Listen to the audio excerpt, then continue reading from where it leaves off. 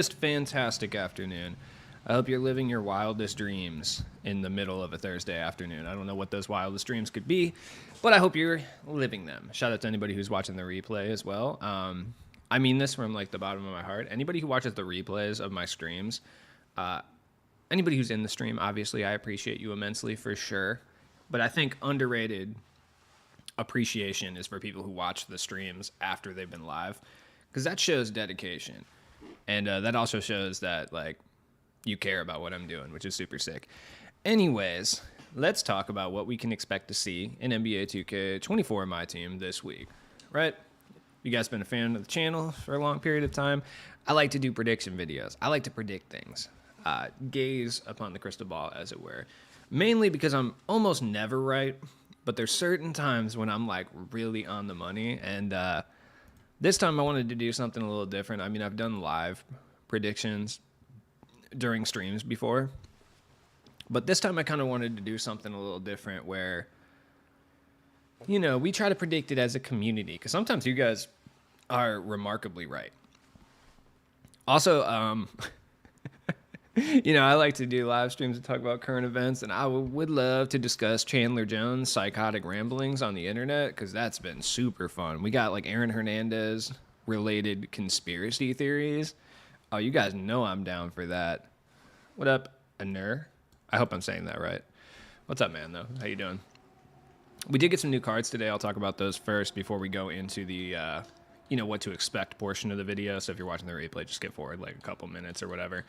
We got a new fast break card. We got Jamal Wilkes. Shout out to Jamal Wilkes. Honestly, fun facts about Jamal Wilkes. He's the most boring character in the show Winning Time, which unfortunately was canceled, and I don't know if I'll physically recover from that. Truly, he does have an elite small to medium afro mutton chop combo, which I really enjoy. Also, I don't know why we have Warriors Jamal Wilkes. He was superior on the Lakers, but he is a three-time champion with the Lakers. Shout out to him. He also is a devout Muslim and changed his name like Kareem Abdul-Jabbar style, but he decided to keep Jamal Wilkes for public relations reasons, which I thought was really interesting because not many players did that, so it's kind of cool. That being said, he kind of sucks though. Like, you have to win 15 triple threat offline, triple threat online or co-op games if you're like me and you're in kind of the depths, so to speak, of triple threat offline. Like, you know, having to win 15 on All-Star and soon to be, oh, no, it's just All-Star. On All-Star, I thought it was going to boost me up to Superstar difficulties. Not exactly going to be fun, let me tell you. In addition to that, we got Sapphire Chandler Parsons, I guess. Cool. Chandler Parsons has been making some real problematic comments on the internet as of late. Feel like they're going to drop Jordan? Oh, yeah, definitely. So that's why I wanted to wait for more people to get in here before we start doing the predictions, just because I want to hear everybody's input on it. But we're going to get our first pack reveal tomorrow. They might just do the final cooking thing, or they might give us a whole new pack, kind of similar to how we got Leveled Up and Showtime. I think that's like something they're going to do pretty frequently, where they give us like two kind of different promos, but one's just like a hella small promo, and it's like a pack that's like a combo of it. I would guess that's what they're going to do. I don't think we just get more cooking cards tomorrow. That's my assumption, but you're 100% correct. I think it's pretty easy to say that the next big name amethyst that we receive is going to be Jordan or LeBron. If it's not one of those, I would say it's pretty likely that it's like a Durant, just someone of that nature. The reason I think that is just because I don't think they give us another point guard or big man, just because they want people to spend money on like Shaq and Curry, so they're not trying to distract people and have them spend less money to get something of equal value, if that makes sense. Like, they're not going to put out another point guard like a dunking Stockton or something that people who would be normally going for Curry are going to now go for this and spend less money. So I do get asked a lot, like, how I'm able to be correct sometimes when it comes to 2K. And the reason really is, if you just think about it from, like, what would they do from a financial standpoint, you can kind of predict what they're going to do to a certain extent. Getting the players right, not necessarily always easy or something that's going to happen, but you can always kind of predict, like, the types of moves they're going to go for, you know, so to speak. So I think it's pretty safe to say. Also, I lowered the little size of my little talking head guy in the corner. What is that? Face cam? It's probably the better way to say that. So let me know if you want it to be bigger. I don't know why you would want to see my face in higher definitions in a larger size, but you know, it is what it is. You know, what the fuck is, oh my God, go away, Jesus Christ. So it is what it is, you know. We're cooking though. Kyle Korver is not necessarily a cheat code for triple threat offline, but he does help quite a bit because he's just able to shoot over most defenders and kind of ball out. I got Tyrone Hill defending me right now. Not exactly the top tier matchup that I would want, but you know, it happens. Personally, I'm looking forward to a good Luka, but I don't see that happening this week. Yeah, I don't think Luka is going to be this week. He could be the secondary card in the set though. Because I think they do, like I said, exactly what they did last week. Obviously, we're not going to have to wait too long to know. I mean, possibly you could be watching this after it's already been revealed. So I'm not really trying to predict tomorrow's content as much as I'm predicting the upcoming weeks, right? So I believe, as far as I believe, tomorrow we're going to be able to get Draymond Green, I think. But at bare minimum, we're going to be able to get Clyde Drexler tomorrow, for sure. I know that. So Clyde's going to be available tomorrow. I think Clyde will be relatively good. There's going to be some weaknesses because he is a free amethyst that we're grinding for, and the grind has been relatively easy, all things considered, which I think is a good thing. So he should be, you know, relatively chill. But we'll see, first and foremost. Oh, Lucas? Yeah. I mean, more than likely, yeah. Something of that nature. So the question that I have, and something that I'm trying to predict as of now, is if they end the grind for the fast break today, or tomorrow, I should say, then what do we do from this point forward? Like, is it going to be a situation where we're going to get Clyde Drexler this Friday, and then there's going to be another week of fast break players to get another amethyst for Draymond Green? Or is it going to be a situation where we get Clyde Drexler and then we get Draymond Green instantaneously? I don't know because the blog was kind of unclear about it, so it's hard to say. So my personal assumption is that there's going to be another week of fast break cards, I believe. Just like I think there's going to be another week of cooking cards. I don't think this is the end of the cooking set. And the definite reason that I think that is because I really don't think they're only going to drop like 1 or 2 amethysts for the Curry lock-in. I mean, think about how many amethysts you had to lock in for Shaq, right? So I think Draymond's going to be probably next Friday is when we're going to get him. So Monday, Tuesday, Wednesday, Thursday, I think we're going to get, and Friday technically, I think we're going to get another, I don't know if it's going to be, I think it's fast break. So we're going to get another like fast break grind. I could be wrong and Draymond could be available tomorrow, but I actually don't think that's the case. So something to kind of think about there, right? Because it's hard to really tell. I mean, we could go to the collection and kind of look at the fast break, but I just don't think, you know, 5 is going to lock in for Draymond Green. Like, I don't think that's going to be the case, especially when you look at it from the agendas, like looking at the fast break. 5 just locks in for Clyde Drexler. So, you know, and we don't even know if it's 5 that locks in for Drexler, but I believe it is. So I'm kind of interested to see. I think we'll have one more tomorrow, probably an 88 overall Ruby, and then that'll get us Drexler. And I'm not sure if that's going to lock us in for Draymond Green or what. If anybody has any info on that, please let me know, because they've just been really unclear about it, so I just don't know. Now, the cooking set, I do not think there's any chance that it ends tomorrow. I think we're going to be getting cooking content up until next Friday, like, for sure. I mean, this is a pretty large-scale set, but I don't think this set with no amethyst, unless they just drop 3 straight-up amethysts tomorrow, locks in for Curry. I mean, right off the bat, though, 70, 140, 210, let's just say 33, 240, 256, sorry, I'm doing math, 256, 270, 277,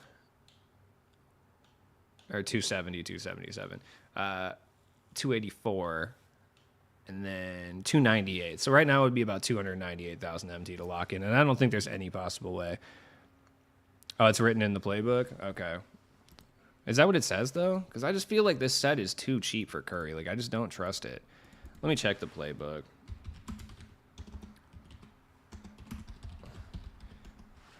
Are we sure? Are we sure about that? I just want to check. Like, I just don't know. Okay. As the week progresses, so with the card gem, throughout the week, new players will be available in the cooking packs each day, and you can add them. On Friday, the entire set will be added to the player market as well. If you want to add more spice to your stuff and curry, I don't. It doesn't. See, that's the thing is, it doesn't specify. It doesn't specify exactly when they're available to lock in. Like, it specifies that throughout the week there'll be stuff dropping, but it doesn't say. With the entire fast bait group to earn Amethyst Clyde Drexler on Friday. Better than Clyde. After you've completed the agenda group, head over to the collection menu. Okay, so Draymond is available tomorrow. Here we go. If you collect Cook and Steph Curry and play him with Fastbug, Draymond, get a duo boost. I don't know. I'm interested. That's kind of something that we have to predict. I mean, I'm looking at the playbook right now. It doesn't explicitly say that they're both unlocked Friday. It says Draymond's available Friday, but it doesn't say anything about Curry. It's very vague about it. I mean, I'm going to go ahead and believe that we're getting Curry. Now, this goes into my second point, is if we're getting Curry and Draymond tomorrow, will we be getting another series of these things next week? So, let's say Monday, we get another cooking style grind, and we get another fast break style grind, right? Dude, what I'm saying is I'm looking at it right now. It just doesn't specifically say they will be available Friday, is what I'm saying. Like, it implies it, yes, but it just doesn't explicitly say. So, and the reason I'm concerned about it is because I feel like at its current rate, oh, it says cooking 15 cards. Hold on. Maybe I'm just a fucking idiot. I need to just, like, get rid of this entire stream, honestly. I'm dumb. I just can't read, I guess. And this is the part of streaming that I hate. This is why I never do prediction videos on stream, because, like, I'll be talking about something and then I'll find out new information and people won't make it to that part in the video. My comment section will just be flooded about how much of a fucking idiot I am and how stupid I am, like you're currently doing right now. Either of these cards are way overpriced. Yeah, I expected it to be higher than this, truly. Damn, I want to end stream already. I'm upset. Fucking stupid, dude. Setting their alarms for 8 a.m. tomorrow as soon as that content drop. Yeah, I don't really care at the end of the day. I mean, I'm looking at the roadmap. Whatever. I don't care. I'm just going to end stream, honestly. I don't give a shit anymore, dude. I'm over it. Like, so it's fine. Let's see. That's frustrating. I just spoke about this for 12 minutes, and I'm just like, just because I misread, whatever. Yeah, it doesn't matter, I guess. Let's just talk next week, I guess. It's fine. I was going to pick up Mullen or Spreewell. Who's the better option? Honestly, I don't think you should pick up either of them.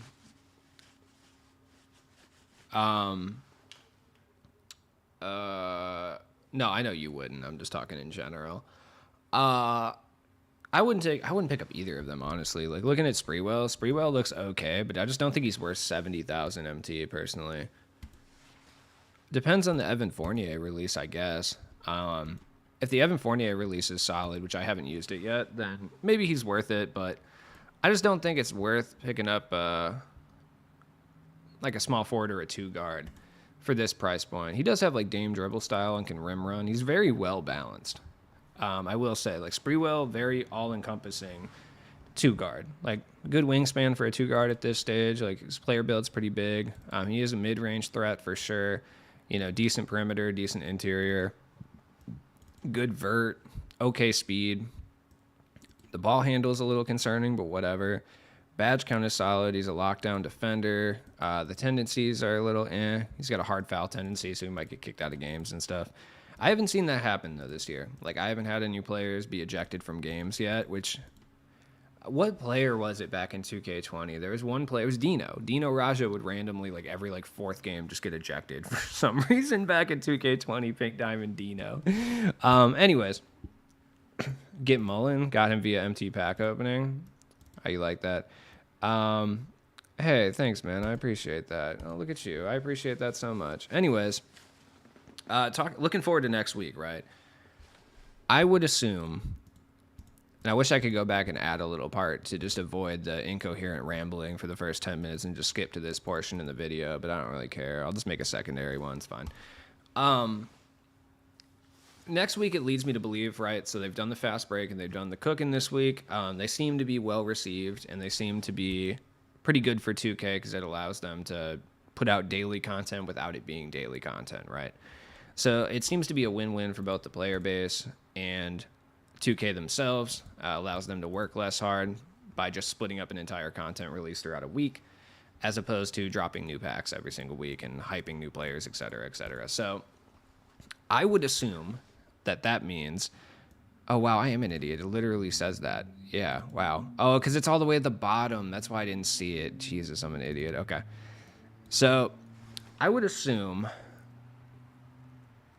yeah, it's in like tiny print at the bottom. I didn't even see the upcoming schedule thing. You're right. Anyways, whatever. You were correct. I'm an idiot. I just misread that. Fine.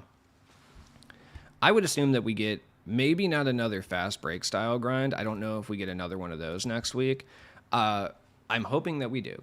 I'm hoping we get another fast break style grind. I'm hoping we see that because I think that would be awesome if they consistently did these like 1 week grinds for pretty solid rewards. Like Draymond's going to be good and Clyde Drexler might be good. I'm still going to use him regardless. But if they did these 1 week grinds, that would be huge because these are really, really important for the player base. Like I'm enjoying these quite a bit and they're not entirely that hard.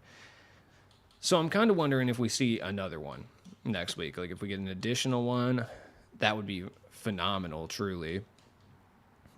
I do think 100% though, they're going to do another set like the cooking set. Like something like this we'll see next week. And if I had to guess, since they've taken a really, really, really big kind of stance on lock-ins. Like we've seen lock-ins quite a bit already, like the Mirage set, and we've seen big name cards in lock-ins. Like obviously we got Tracy McGrady, Shaq was legendary path.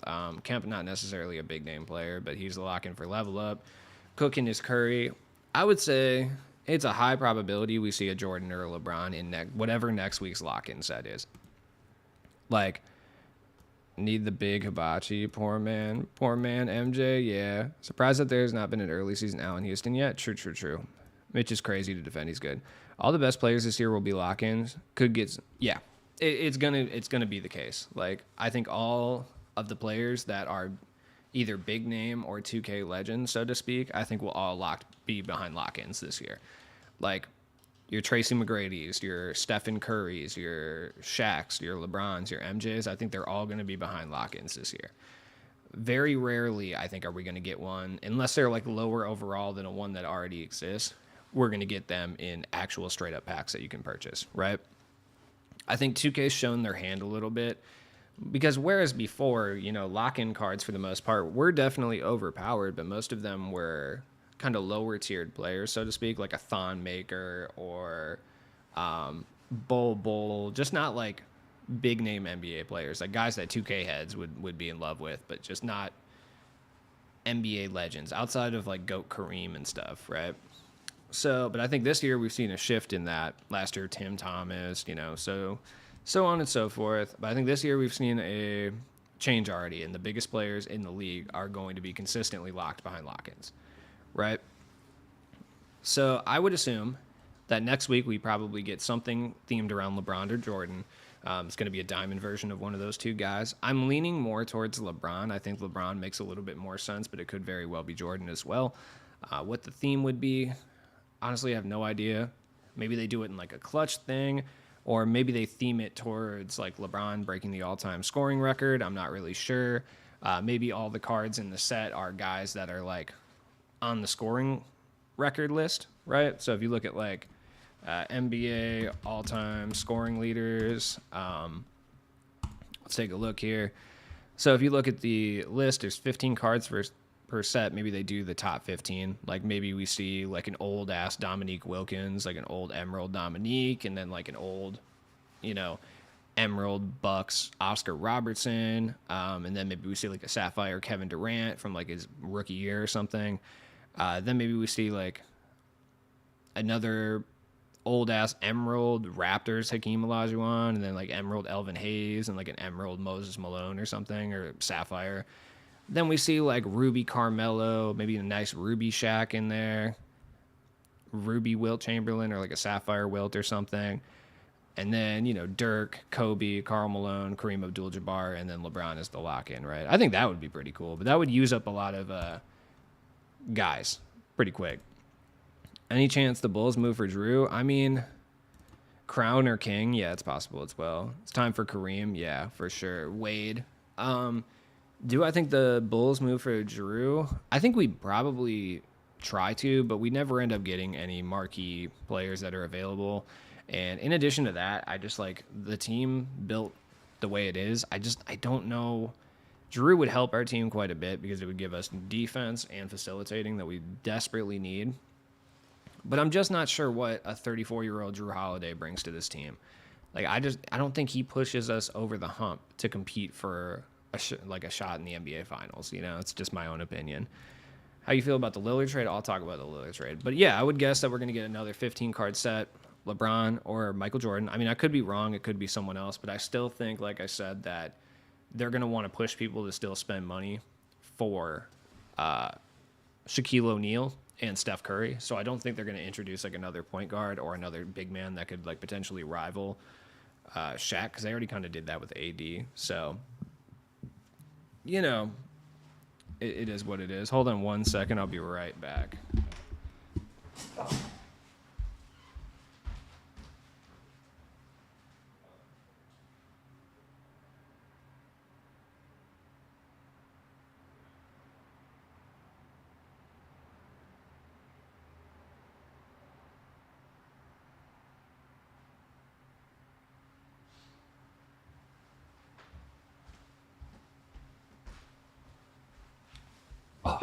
Sorry. I thought that was an important phone call. It wasn't. But yeah, all right. So does anybody else have any theories on who the next lock-in could be for, what is essentially either the Cook and Set part 2 or like whatever they want to do with it?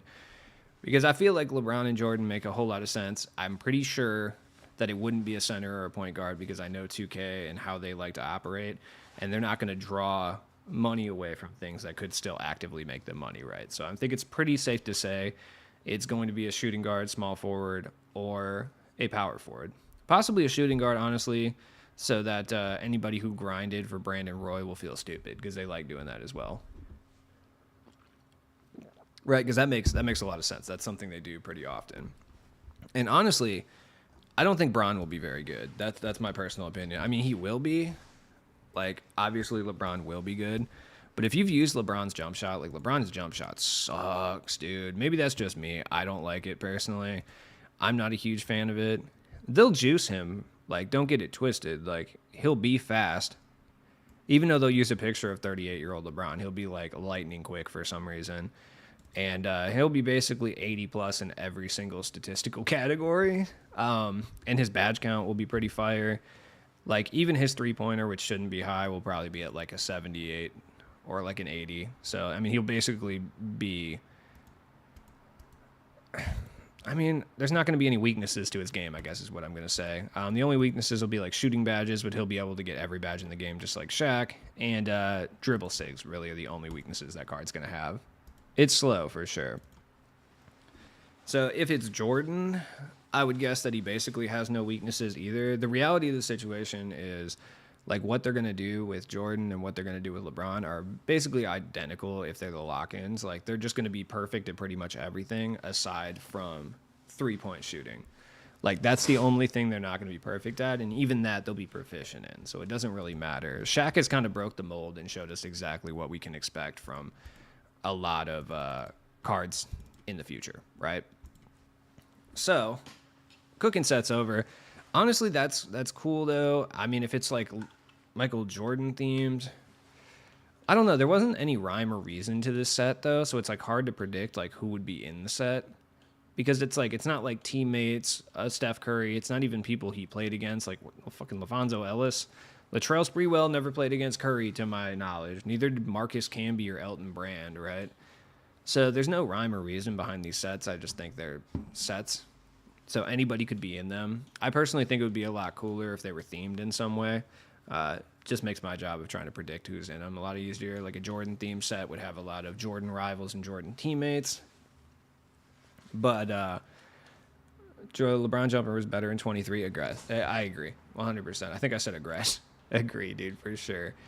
But I don't know. Who are some random cards that we could see pull up in one of these lock-in sets? Oh, man, I don't know. Cade Cunningham, I would say, is a pretty good bet. Like, we're eventually going to get a Cade relatively soon. We could see, like, who's another player that might get one? Like Jamal Crawford. We usually get an early game Jamal Crawford at some point. So I would say Jamal Crawford. Yeah, shout out Keon Dooling. Yeah, Kawhi Leonard or Melo, maybe like a lower overall version of one of those guys. We usually get them at some point. Who else do we usually get at certain points? Zion. Zion's a good bet. Paul George or Zach LaVine is a great bet for any of these lock-in sets. Random shout Antonio Davis, because for some reason we always get Antonio Davis. I don't know why, but we just always do. Larry Hughes is an excellent guess. That's actually a super good guess. We always get Larry Hughes too. Who else? Who haven't we gotten yet, you know? You know what? Let's go back through in 2K23's base set, because I feel like we're going to get a lot of base set guys, straight up. Let's go for like season 1 base set, right?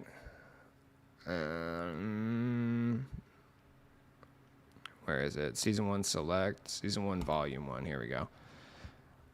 We got our Kelly Trapuka, we got a Kiki Vanderwee already. Oh, Rudy Gay. I think Rudy Gay would make a lot of sense for sure. I think it's too early for like a Rick Smits, but it's possible. Not necessarily probable, but possible for sure.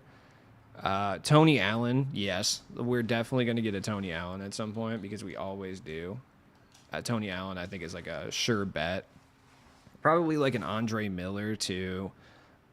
Jeff Malone's always up there. Danielle Marshall always gets an early game card. We always get an early game Serge Ibaka too. Maybe Dion Waiters, he typically gets one. Let's see, who else? Truck Robinson for some reason. Purvis Ellison, like these are all Jose Calderon gets one a lot. You know, these are just like very likely members of whatever set this is. Oh, Kyle Korver, let it fly. Cash, love that shit. Good stuff. Rajon Rondo, yeah, give us Diamond Adam Morrison. I 100% agree with that sentiment. But yes, regardless, trying to predict all the cards that are coming through, I do think one thing that'll give us insight is like what the amethysts look like for the cooking set tomorrow, because inevitably we're going to get, I would say at least one, but more than likely 2 amethysts that we would have to purchase for Curry. Because I mean, without the amethyst, it's only like a couple $100,000. It's like 300,000 for the set, and I feel like that's not enough for what Curry's going to bring, you know? I did the math, but I forgot what it was. Chris Mims. Yeah, so I'm curious who's going to be the amethyst for this set, because we're going to get at least 1, probably 2. Maybe they give us another ruby and then like a ruby sapphire amethyst. That would lower the cost a little bit, but I would guess it's like, who would it be? We got Amy Draymond. That's who I normally would say, obviously, but I'm trying to think who would be a perfect amethyst at this current moment. Maybe no. I mean, we got the current series lock-in Russ. I would say Russ. Russ would make sense. I mean, maybe they go Warriors Durant. Like it's possible, maybe, but I feel like he's more of like a promo pack seller type guy. Oh my God, I'm dunking on Kendrick Perkins. Hell yeah. Wade's a good one. I don't think he's like I don't necessarily think he is the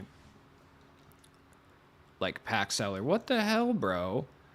Like I don't know if you could lead him on a promo pack, you know, and make money from 2K's perspective, but you could as like a secondary amethyst for sure. Melo very possibly, yes. Amy Clay. Oh, didn't we just get an Amy Clay, or am I tripping? Like didn't we just get an Amy Clay? There's an Amethyst Clay Thompson in the game right now, right? I think. That's how unmemorable he was. I don't even remember. Oh, yeah, it was 2K Day. Yeah, nobody has those 2K Day cards, because, like, who the hell is spending $100 on an Amethyst weekend 1? The answer should be nobody. Who just boomed on me like that? Is that Jason Richardson? I feel like it's Jason. It is Jason Richardson. Dog. You're really gonna boom on me like that? I'll call Steve Nash's lawyer, dog. Jason Richardson really had sex with Steve Nash's wife and got her pregnant. That's crazy. That's crazy, dude. When you think about it, it's not like crazy, but like, yo, Steve Nash, my man, went to go see the birth of his child. It came out looking like Jason Richardson, who's not exactly light skinned, so it didn't take Steve Nash a whole lot of effort to figure out what happened there. Like, I worked my way up to the Clay one through some lucky pulls from the free reward packs. Oh, that's what's up though. Yeah, if you get it like legitimately, or not legitimately, but like through those kind of means, I think that's pretty cool. But like spending that much on day one is, I don't know. Granted, you can still use Clay. Clay has some longevity, but I think it's just out of principle, really. That man is a demon. Like, can you imagine Steve Nash? Like, probably the whole time he has like suspicions that maybe his wife's cheating on him, but he's like not sure. And he's like, you know what? We're welcoming a child. We'll deal with that in marriage counseling afterwards. And then he goes to the hospital, and the baby comes out. And you don't have to get a DNA test to tell that that's not Steve Nash's child, you know? Wait, say swear to God, Steve didn't find out till the baby popped out? Yeah, swear to God. He filed for divorce 2 days. Yeah, hold on. Let me look up the news story real quick. Steve Nash divorce. Yeah, this is when he was playing for the Suns, by the way. Here we go. The truth behind Steve Nash and Alejandra Marilla's divorce. Was Jason Richardson's African-American baby the reason why Nash filed for divorce? Obviously. What kind of dumbass question is that? Yes. So here we go. This was, he met his wife in 2001. They got married in 2005. And they had twin girls before. So 5 years later, so this was in 2010. Okay. So right after, like, I'm not kidding, 2 days, it says 2 days after the child's birth, Steve Nash filed for divorce. And they were separated for a few months before the child was born. And dude, if you see the child, like, I don't know. Wait, hold on. This is not Mateo. What is going on? No, this definitely happened. All right, here we go. Okay. So Steve filed for divorce from his wife, Alejandra Amarilla, just a day after she gave birth to their baby. It was rumored that the baby was not his, but his Phoenix Sun teammate, Jason Richardson. The couple had already had 2 kids, and this was supposed to be their 3rd child. Steve Nash, this was in 2010, it's the day after, but they keep saying same day, whatever. Because his wife slept with his teammate. He came to know about this only after the baby was born due to the color of its skin and facial features. Hence, he decided to leave her because of infidelity and cheating. Tellingly, Steve Nash in the divorce settlement did not have to pay that much money, which usually pretty much tells you that, yeah, okay, this is probably accurate, right? It was also reported that Steve Nash separated from his wife. Yeah, they were separated a few months before. Even better, the Phoenix Suns abruptly traded Jason Richardson to the Orlando Magic in the same month. So, and this is when Steve Nash was playing really well in 2010, and Jason Richardson was actually playing really well for them. So there was really no, and they traded him for nothing. I need to see the child. He doesn't look like you would expect, right? And Steve Nash still, like, takes care of him like he's his child, basically.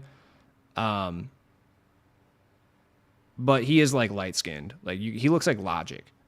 Like, he does kind of look like... Is there no pictures of this kid? Because there's Mateo. That's Steve Nash's actual son. All right. And he looks like Steve Nash in the face heavily, right? You can tell. I think he kind of looks like Steve Nash, sort of. Yeah, because that's one of Steve Nash's twins. I'll try to find a picture of the kid straight away. But this has been like an ongoing rumor, so it's like never been confirmed, and they've never really talked about it. But like this has been a thing for years. I remember when this happened. Should I wait by Amy AD or wait? I would just wait because the price for AD isn't going to go up or down. So you don't really have to think about those things like you did in the past, you know? Yeah, the pick I seen was Mateo. Yeah. I hate to say finding out about this was the most exciting thing to happen to me today. It's me too. They hid him on the blanket shit for real about a year ago in a random Wendy's by me. They were playing the 2006 Western Conference Finals, Suns versus Lakers with Big Steve and Kobe. Hell yeah, dude. Yeah, it's like this was a big news story. I remember this happening in 2010 because like nobody really knew what was going on, but you know, you didn't really have to figure it out. Like Steve Nash is away from the team for the birth of his child. All of a sudden, a day later, he divorces his wife. Then a couple weeks later, Jason Richardson gets traded abruptly to the Magic for absolutely nothing. Not even during the trade deadline. Like, there was absolutely no reason for this to happen. So it didn't exactly take like a rocket scientist to figure out what was going on there. And the online speculation was rampant, dude. I remember this clear as day. So, it's fun stuff. Real fun. Enjoy it quite a bit.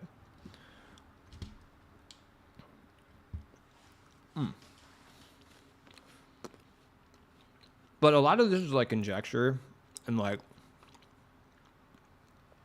kind of speculation to a certain extent, but it's like an NBA conspiracy theory, really, is what it is. Because there's never been any like proof of it because like, you know, Steve Nash is by all intents and purposes, like a pretty wholesome dude and like takes care of his kid and I believe takes care of this kid anyway. So he's never really said anything, but this is like a rampant NBA conspiracy theory. And they also say that this is the reason that the 2010 Suns failed. You know, because they were playing really good prior to this, but you know, usually if there's rumors of one of your teammates sleeping with your wife and then you go to the hospital and your child doesn't look the way it's supposed to, that'll kind of derail team chemistry a little bit. So,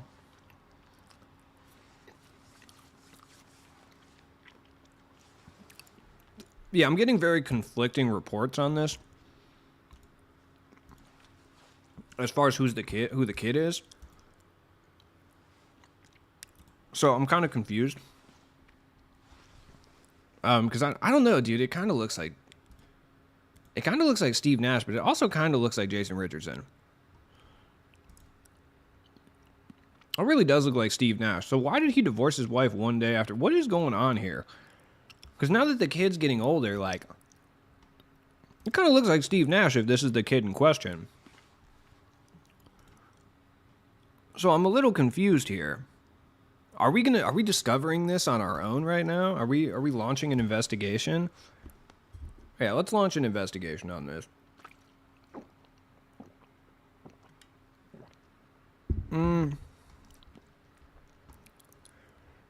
Because if this is the kid in question, this kid looks like Steve Nash. Right? Like, quite a bit, but I could also see it kind of looking like Jason Richardson too, but it does look like Steve Nash quite a bit. So, we could have just debunked it, yeah. Maybe he was the demon this whole time. You think Scrappy Nash could have whipped J-Rich's ass? No, J-Rich would have beat his ass 100%. But Steve Nash would have won in court, though. So, yeah, we might have just debunked this. I'm doing some research right now, and honestly, dude, it's hard to tell, though, because the kid does kind of look like Steve Nash, but there are differences. But obviously, when you have a child with somebody, it's not going to come out looking exactly like you. Like, Steve Nash's daughters don't look exactly like him or anything.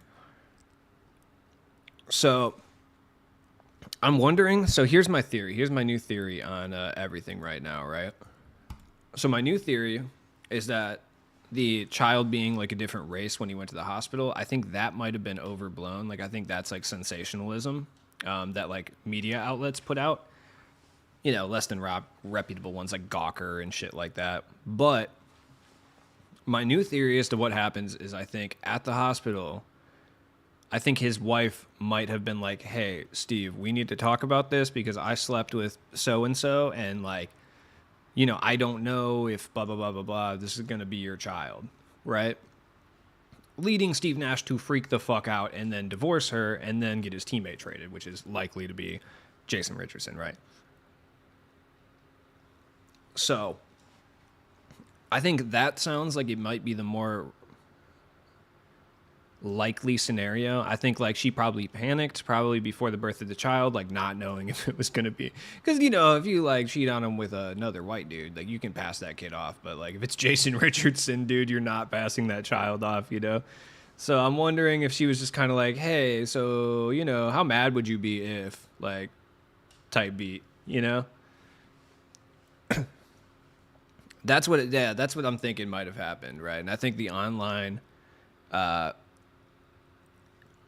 I think, yeah, exactly. So it was kind of like infidelity with a teammate. So he was just pissed, right?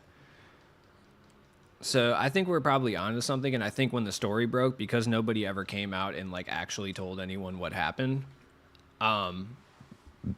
it got messier. Which is the unfortunate reality. Is if you're in Steve Nash's case, like if you're in his place at this time, the unfortunate reality is you should have the right to stay silent and just like handle it in house. But the unfortunate reality is it's actually only going to get worse unless you actually detail what happened. Because now Steve Nash we've debunked the claims. I'm sure other people have quite a few times, but like I just didn't care to look at it. But now everyone thinks that like he went to the hospital and found out Jason Richardson's child was actually his or something. But in reality, she probably just was like, hey, like this happened. I don't know how this is going to go. We'll see when the child's born type thing, which I bet she fucking feels so stupid because that kid looks exactly like Steve Nash. So, you know, she could have got away with that forever. We could be looking at a 2010 Suns championship right now if it wasn't for her, realistically. I was a Suns fan at the time and only remember the cheating thing. I forgot that she had a kid after that. Yeah. The chain. Oh, what's up, dude? We're debunking Steve Nash's infidelity issues right now because this kid definitely looks like Steve Nash for sure. Mateo Nash. Also, what a fuck whack ass name, dude. Honestly, Mateo is so trash. That's such a trash name. If you're named Mateo, you're cool, actually. But like, I'm just talking about from Steve Nash, like a Canadian child named Mateo. Come the fuck on, dude. I feel like that's cultural appropriation. It's just my own. Nah, this kid looks way too much like Steve Nash, dude. Now that he's like grown up and stuff. Like, this is identical to Steve Nash. Like, there's no way. Oh, especially when he's got the little comb over and shit. No, dude, this is Steve Nash's kid. Unless he's got a real logic situation going on and he's real light skinned. This is definitely Steve Nash's child. White guy named Matt in Spanish. Yo. Get it, Kyle Korver. Get up there. Look at that. Like, nah, dude, this kid looks exactly like Steve Nash. This is crazy, dude. I can't believe I believed this fairy tale for so long. Now, that being said, I think we are definitely onto something. I think, yeah, what probably happened is they were in the hospital. She was ready to give birth. And I think they were probably, you know, she was probably like, hey, Steven, check it out. So I kind of like had an affair with Jason Richardson while he was on your team. And like, maybe, just maybe, when this child comes out of me, he's going to have a darker complexion than you would have thought he was going to have. You know, just as a heads up to be like, well, it's probably better if I get it done now and let him go punch stuff in the hallway. You know. So, and then he was just like, all right, well, I'm divorcing you now, you know. There's definitely some weight to the divorce the day after the childbirth, and Richardson's, yeah, his departure 2 weeks after that, yeah. So I think we've solved the mystery. We've Sherlock Holmes this NBA tall tale, right? As a community. You know, we've cooked it. That's what's up. You know, Steve Nash, now that I've debunked the claims that you got cucked by birth, you know, a thank you, I think, is in order, personally. That's just me. I did this work for free. This is charitable. But damn, dude, the 2010 Suns were definitely on. I don't know if they were going to win a championship. Honestly, they always fucked up. So the Suns have a, let's just say, nasty habit of fucking things up right at the last second. So I'm not going to say they would have been championship contenders or even favorites. But at the same time, man, like, they could have. They could have gotten there. I don't know if they beat Kobe though. I don't know. I feel like that Lakers team that year wasn't that good though. I feel like they were beatable. Not saying Jason Richardson makes all the difference, but I am saying that maybe Steve Nash that is not dealing with the weight of infidelity and divorce may have been a little bit more, on point, basically. I don't know. I personally have not had to deal with a situation where there was a possibility where the child that I was having could not be mine, and then I had to go play another 45 games of an NBA season at a high level right afterwards, so I can't speak from experience by any means, but this could be a great video. Yeah, dude, I should do a video debunking this. But I mean, realistically, the simple fact is, like, the way we debunked it was just looking at the child and being like, dude, that is definitely Steve Nash's child for sure. But then again, I would have fun doing it. Like an NBA scandal series, honestly. This all started with a J-Rich poster on you. Yeah, that's typically how all things start. It all starts with me getting fucked over or me being mildly distracted, and then all of a sudden I'm off on a 30-minute tangent. I feel like I probably have some type of neurodivergency that I just don't feel like getting addressed in any way, shape, or form. I mean, I'm clinically depressed. It doesn't really count, though. I don't think that's what I'm talking about. And I'm not like one of those weirdos on Twitter. I'm not just going to talk about how I'm autistic for some reason. Like, dude, you're not autistic because you like shoegaze. Like, shut the fuck up, dude. My God. I like the thumbnail. I hope we do get a new Scoot card so I can terrorize people with him at Ayton. Dude, it's a decent little core the Trailblazers have. Fun fact, J-Rich played in the first NBA game I ever went to. Wizards versus Galore. Wow. That's or Warriors versus Grizzlies. My bad. I said Wizards, I think. Kyle Korver, hot sauce. Suck it. I mean, I've talked about my first NBA game I ever went to was 1993, I believe. I was 1 year old, and we were in the standing section of it wasn't the United Center at the time. I forgot what the fuck it was called, honestly. Well, I mean, why would I remember? I was less than one.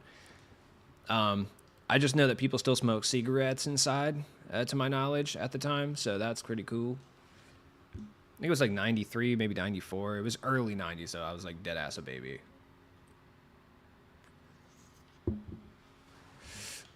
But my parents wanted to go watch the Bulls, bro. You got to bring the child at that point. It's the 90s. Yeah, Chicago, something. I don't remember what it was called. Like, it could have been anything, realistically. I was literally a baby, so it's not like I was cognizant of what was going on. Like, it's not like I was pulling up on people asking to bum a Marlboro. Thoughts on the Dame trade? Excellent trade for everybody but the Suns. Like, the Suns, I think, got the short end of the stick. Like, yeah, they brought in some more depth, but the depth they brought in was more 6'4" and under guards. And then an undersized wing, and Nasir Little, who, I mean, is helpful to them for sure. And then no big men. You know, they just swapped Nurkic, an oft injured but currently slightly better than DeAndre Ayton big man for like the system that they run. For DeAndre Ayton, who had significantly more promise and could have popped off in the new system, who's to say? At least as a child, that's what I always heard. Yeah. Hell yeah, they used to let people smoke in planes, dude, when we were a proper country. The bald-headed Kareem with the Lakers, hell yeah. I remember waking up at night to see the first MJ championship with my dad. That's sick. See, those are the core memories that you have. I don't remember very many of the Bulls championships because I was like, when they won their final one, I think I had just turned 6. So, like, I vaguely remember the 1998 championship because I remember, like, my uncle was like, everyone used to give him shit because he fucked with Karl Malone super hard when he was a child. So that I remember pretty hard because my uncle's, like, 10 years older than me. And the hotboxing the plane with ciggies is wild, dude. Like, smoking a Newport on an airplane is just a crazy thing to think about. My dad hits his weed pipe at Blazers game in seats. Did it last year. Yeah, I watched it on TV. I wasn't there. Yeah, this was on TV. But that's just like the only memory I really have of like the 90s Bulls. The memories I have of the Bulls are being insanely hyped for the dynamic duo of Tyson Chandler and Eddie Curry after they were drafted when I was about 8 years old. That didn't really work out, now did it? I remember having Ron Artest for a little bit. I remember that because Ron Artest was getting a lot of hype in the Chicago area for a little while. And then he got traded rather abruptly. I remember Elton Brand on the Bulls too. So I remember those very early Bulls teams a little bit, especially because like we would always get like, you know, Sports Illustrated Kids and like shit like that in my grade school. So like they were like regional or something. I don't know. There was some like regional kids sports magazine that just always talked about the Bulls. That or maybe we were still living in the era of like hype for the Bulls from post MJ. Maybe that's what's going on. You hear that guy's dumbass fucking motorized bike. Just go away, bro. Go get a car. Whenever you hear that sound, that's the sound of a DUI. Like, you just know. That person has an aggravated DUI. Not even just like a regular one. It's Tyrus Thomas. I will never forget that draft. I won't. But then I remember the Kirk Heinrich kind of Ben Gordon squads quite a bit. You know, the start of what I consider to be the Bulls' dark ages.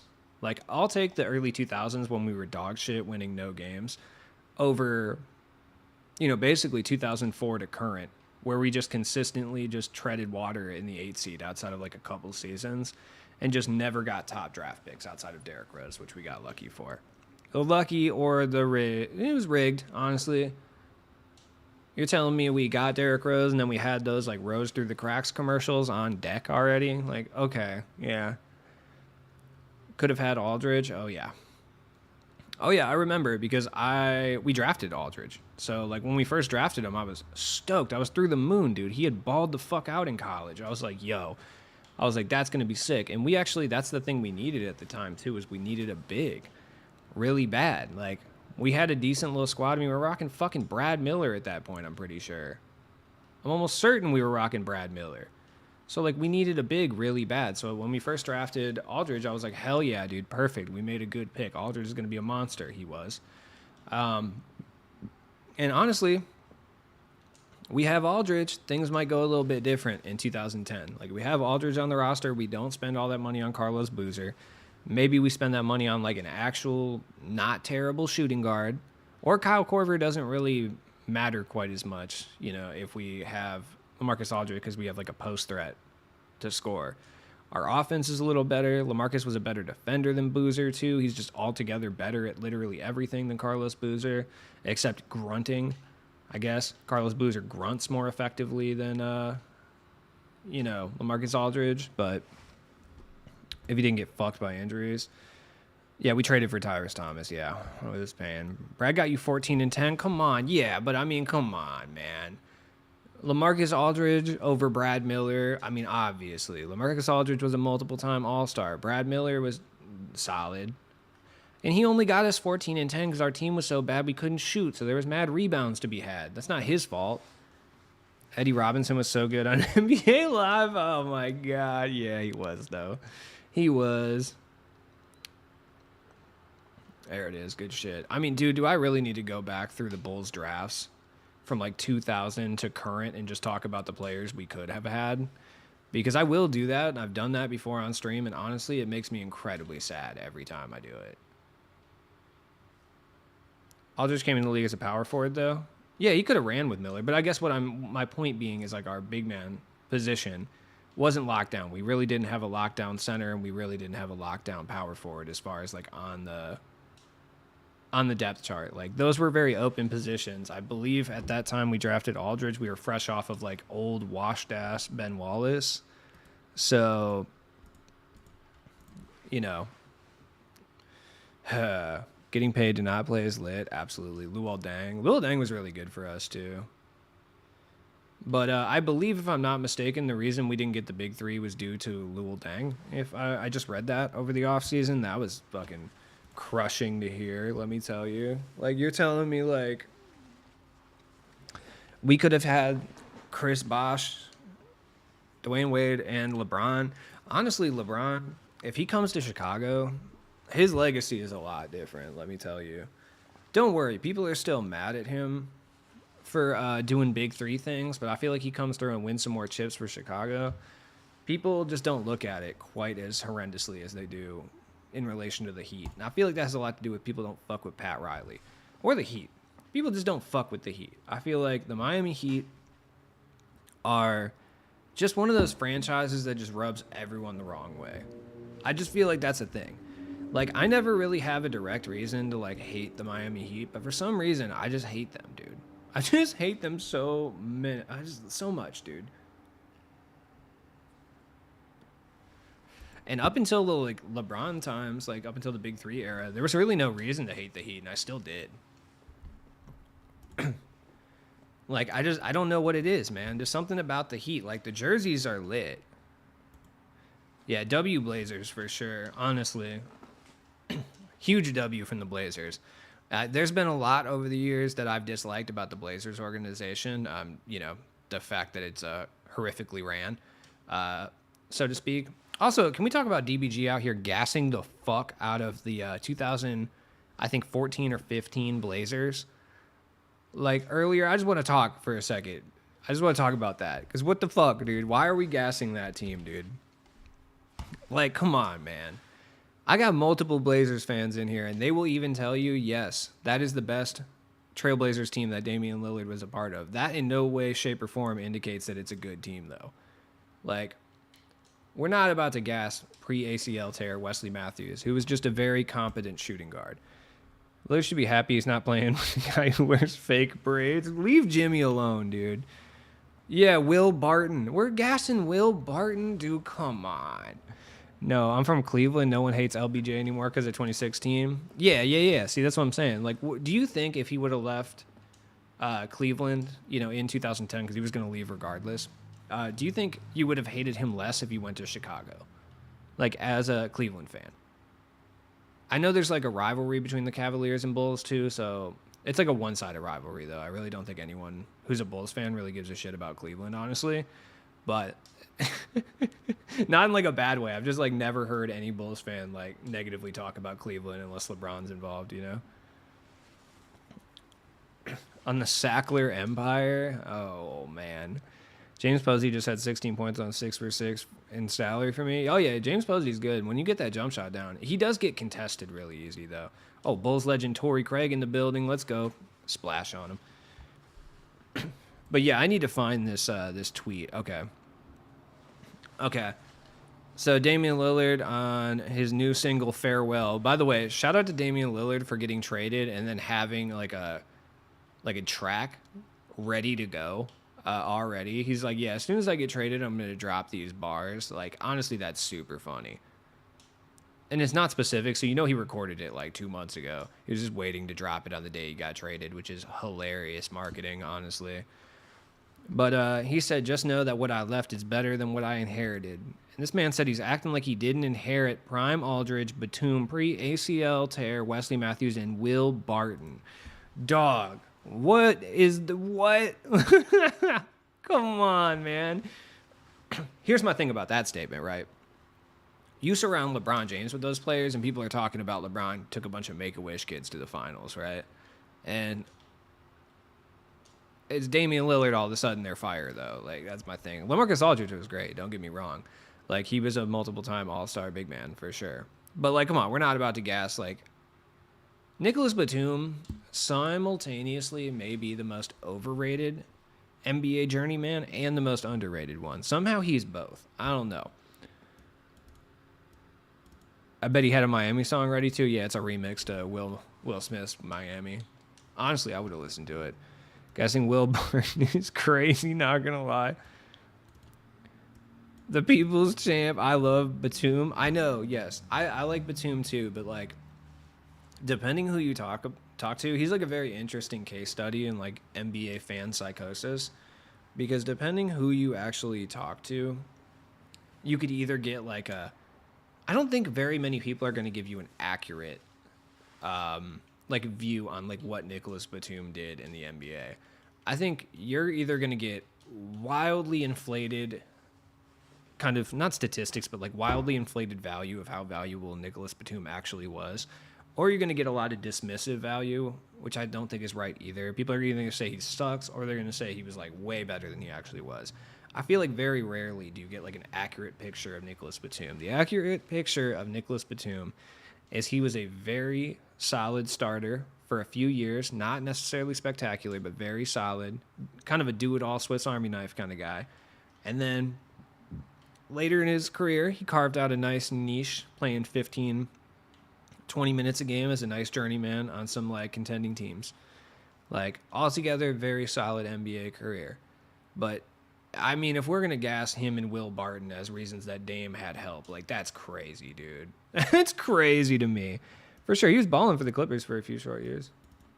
Out of hell, oh god.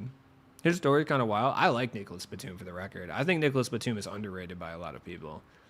For the record, but there's sometimes I'll hear people talk about Nicholas Batum and I'm like, okay, relax, bro. Like you're talking about Batum in the same way people talk about T-Mac to a certain extent. Like, dude, just chill out. He's very solid. Yeah. I would have loved him if he was on the Bulls. Like, you know who Batum is remarkably similar to? And this is probably going to piss people off that I'm going to say this. He's not that different than Luol Deng. I'm going to say that right now. Having watched Luol Deng for many years, Batum is not all that different than Big Luol, dude. Like, that's just the reality.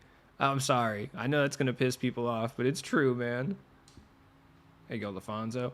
Oh, look at Bobby Jackson getting boards. Yeah, he's a 3-and-D wing. I wanted Batum on the Warriors so bad 2 years ago, but he took less money and stayed in the Clippers. Yeah, he would have been really good for you guys, too. But yeah, he's really no different than Luol Deng. They actually played remarkably similar, honestly. Like, Batum was a little bit better from the three-point line. I can say that pretty confidently.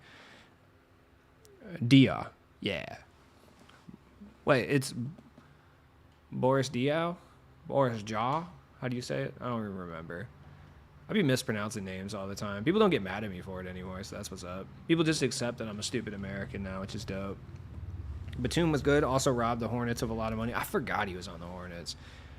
We're awful for the Hornets. Yo, didn't they had Tony Parker in his last year too?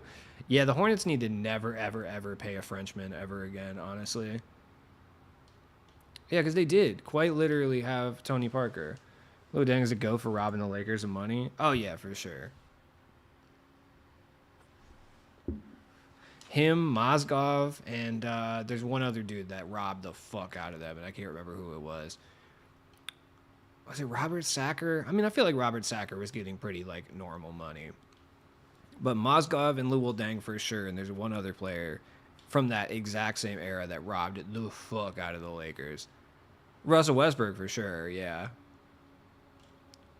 Parker was okay, I guess, yeah. We're getting Dark Matters next week? No. No. Hater.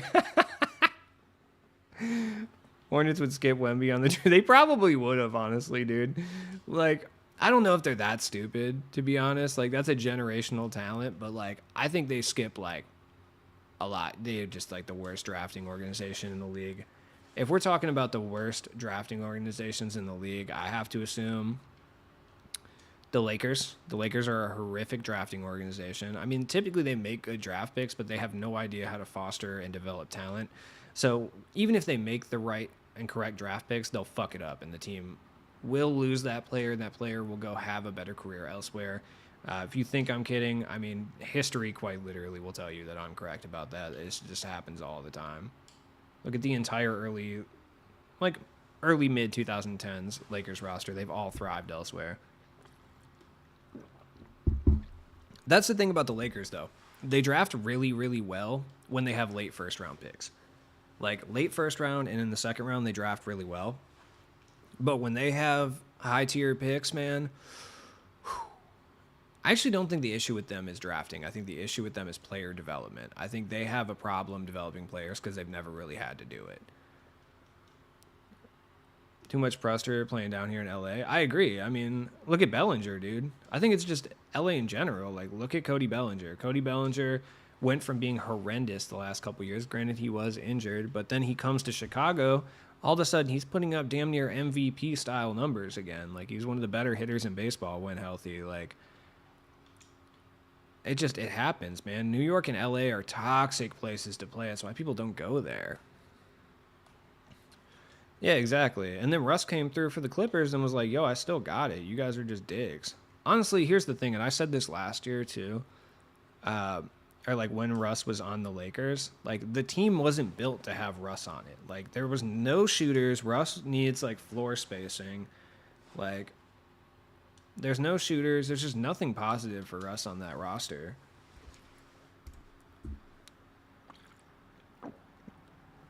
Clippers do. They do. I mean, the issue usually is they let them go at some point after they've developed them. Shea Gilgeous-Alexander. But, God, the Clippers would be in such a better spot if they never traded for Paul George. If they never traded for Paul George, their team literally would be in a better spot. Granted, they wouldn't have Kawhi, but who gives a fuck? Kawhi's played like 75 games in the last like 3 years, so who cares? That team was constructed so poor. It was awful. Disagree? No, PG's still really good for sure. But the thing is, as good as PG has been, like Kawhi Leonard hasn't paid off for them. They have no draft capital. Like, I just think if they keep Shea Gilgeous-Alexander, they're in at worst the exact same position that they're in right now. I mean, you got to remember they were a fucking playoff team when they traded for PG. Granted, they had Chris Paul and Shea, but they were still a playoff team when they did that. And we've seen Shea has turned into literally one of the best players in the NBA. Like, I would be willing to say Shea is better than PG right now. By himself, not even counting any of the draft picks and other things that they traded away as well. So, Kawhi, yeah. No, exactly. I mean, it's like with the power of hindsight, we can say that. I'm saying, like, I don't think they're stupid for making that trade because I think it was a good move with the information that we had at the time. But at the same time, with the power of hindsight, we can say that that was actually a bad move because they've never been able to advance far into the playoffs because, you know, the health of Kawhi Leonard and Paul George has never aligned. Shea Gilgeous-Alexander is phenomenal and has already been a part of literally 2 different playoff berths already. One with the Clippers, one with the Oklahoma City Thunder. Granted, they were low. That being said, I mean, he's had, I would say, similar playoff success. So I just think that work the rules. That's the NBA, bro. Anyone would have made that trade at the time. Agreed. No, agreed. I'm not saying that I fault them for making that trade at all because you get Kawhi right after 2019, you get Paul George, who granted had taken a hit in profile at that time, but like you get Paul George, yeah, you would be silly to not make any of those trades. And they fucked the Lakers too, so that was sick. But what I'm saying, with the power of hindsight, I think they might be in a better position as of right now. Barring, I mean, it's hard to just determine what their position is, though. That's the thing.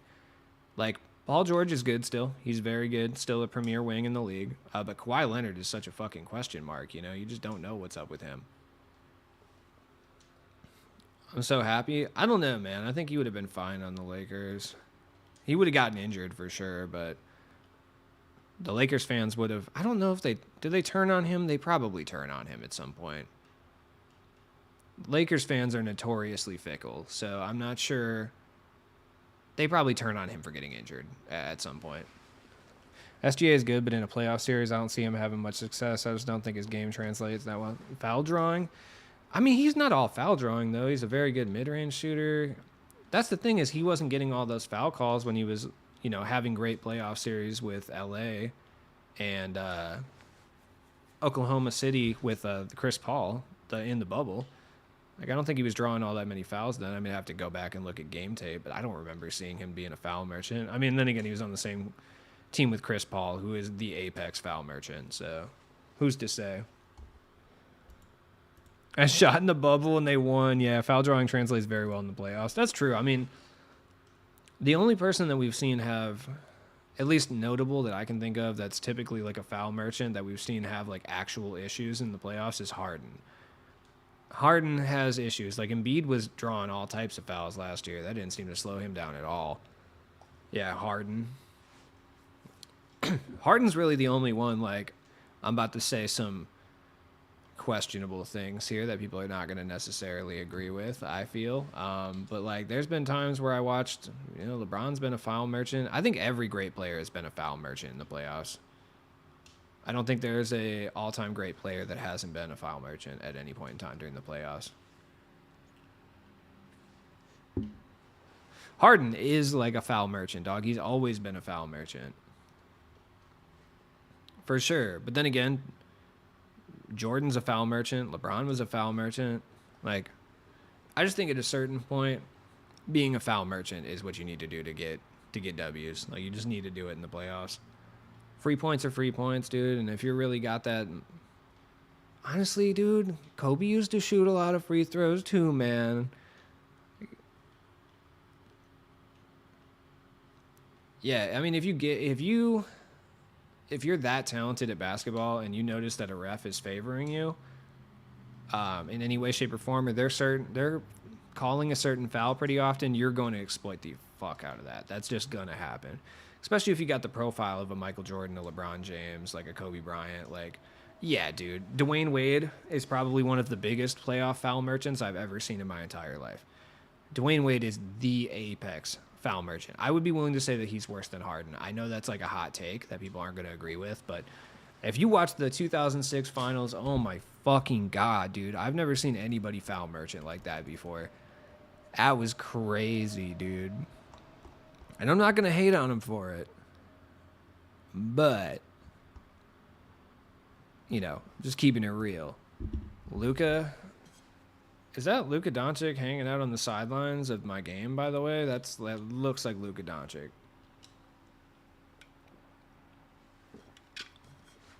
Yeah.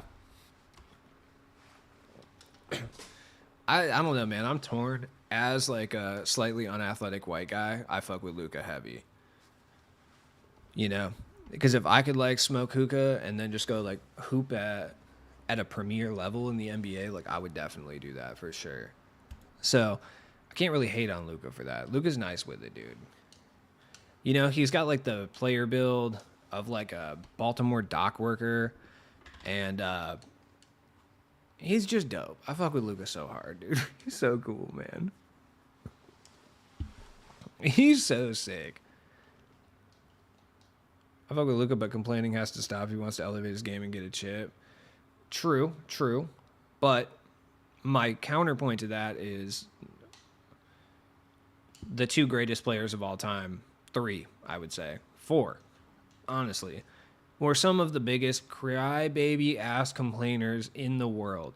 There aren't very many people who complain more than fucking LeBron does. Or Kareem. Kareem used to complain all the fucking time, dude. Jordan used to complain. Kobe used to complain. The difference between Jordan and Kobe, though, is those two would complain, but they would make it kind of look like they were just yelling at the refs, but they were really complaining. They were just aggressively complaining.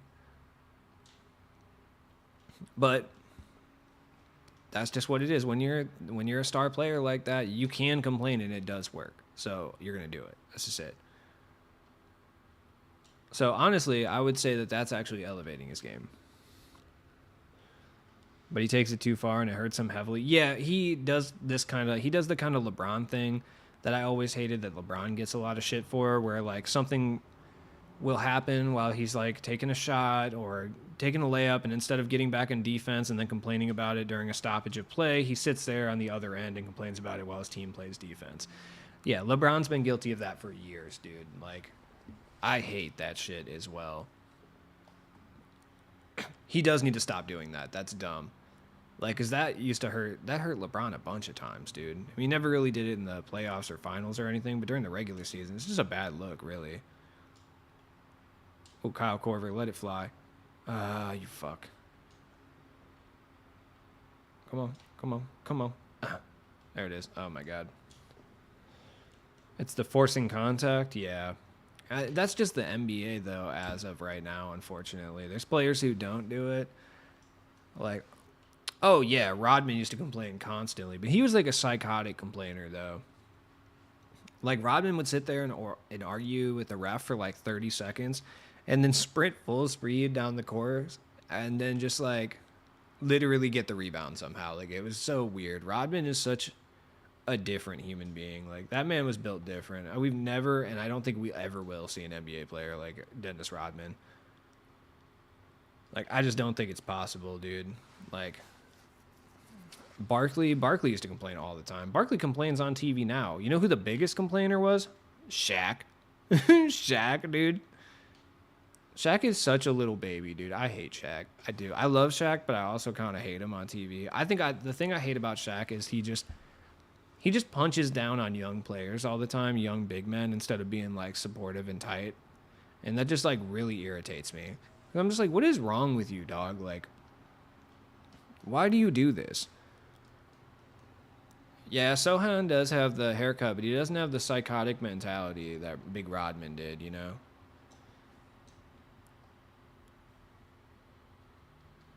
Yeah, I mean, there's the hack of Shaq stuff going on for sure, but I think I probably don't hold that much of like a vendetta against him for his complaining back in the day if he didn't spend all his time after playing also complaining about every single person.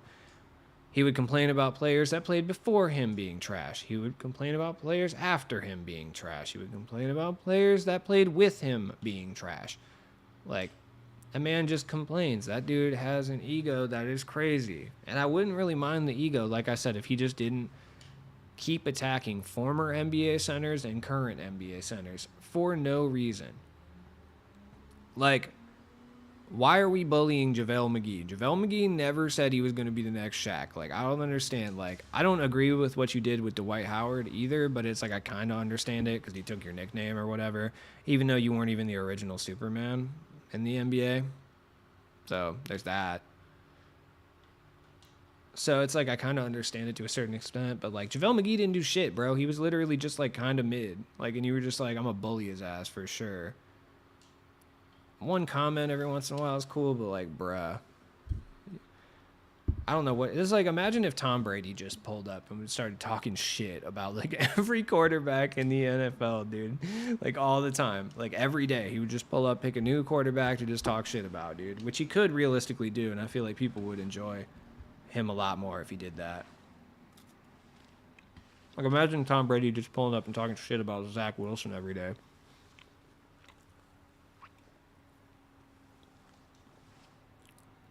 That's what I'm saying, dude. Why are you punching down on JaVale McGee of all people? Like, I remember being younger and thinking that was kind of weird. It's like, why is Shaq like this, bro?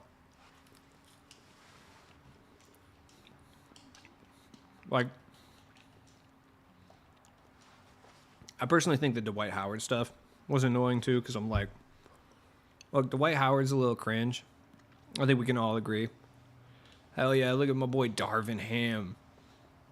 I already had Darvin Ham. Oh, come on, man.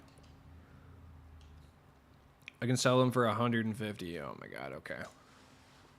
I remember I like fake hated Shaq for a few years when JaVale was on the Warriors and was taking victory laps, proving Shaq wrong. Hell yeah. What KD said about the EuroLeague? I didn't see what he said. I mean, when Chuck calls him Mr. Sensitive because it's so Google me, Chuck.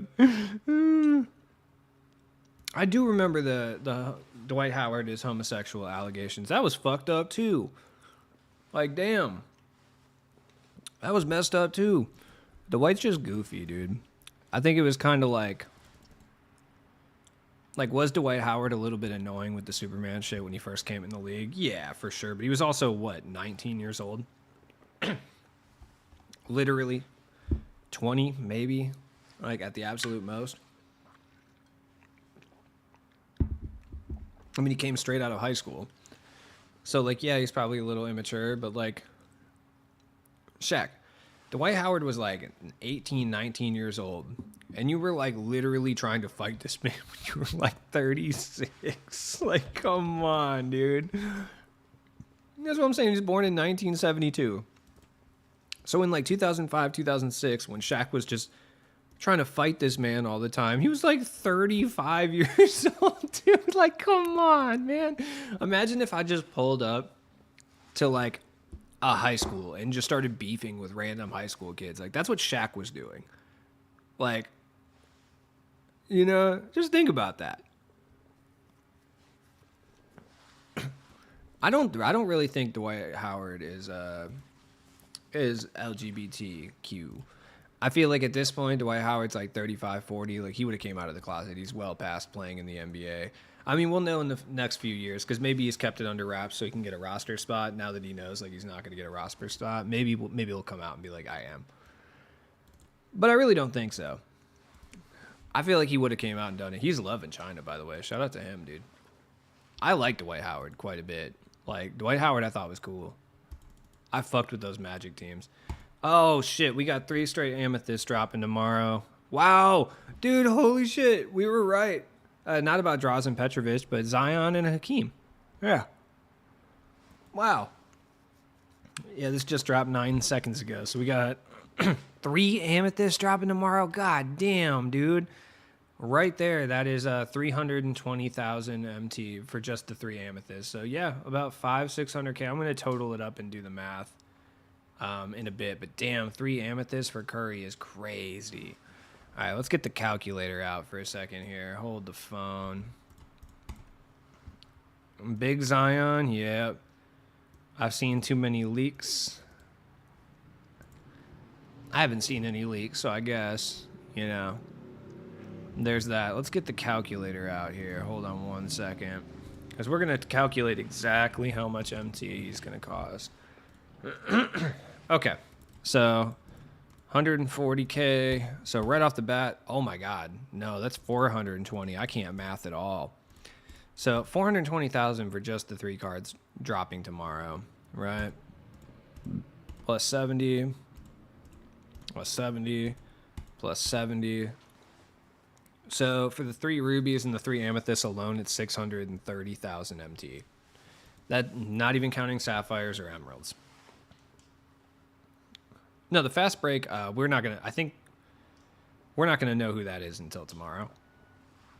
But Draymond and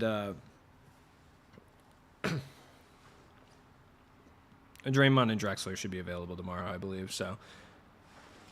And honestly, whoever the last fast break guy is probably going to suck anyway, so it doesn't really matter. For the best PG to play the game tomorrow. I mean, dude, here's the thing. If they keep the packs at 4,000 MT, I think it's cool. I'll probably open some packs. I'll probably do an actual pack opening tomorrow if they do. I don't think they will, though. Oh, yeah, we were just talking about it. Then again, the packs were 4,000 today. If they stay being this cheap price, then I will open some tomorrow. I'll do a pack opening. I mean, the odds are going to be horrendous, certainly.